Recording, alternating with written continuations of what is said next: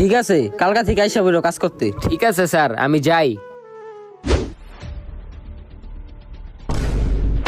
কি রে, তুই ওই গরিবের ফ্যাক্টরিতে কাজ করবি কে? তুই আমার ফ্যাক্টরিতে কাজ কর, তোরে আমি অনেক টাকা দিমু।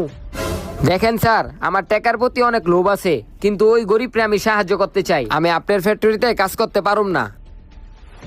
দেখ মনে, তুই ওই ফ্যাক্টরিতে কেমনে কাজ করস, তোর ঘুরা ফিরে আমার ফ্যাক্টরিতেই কাজ করতে হইব।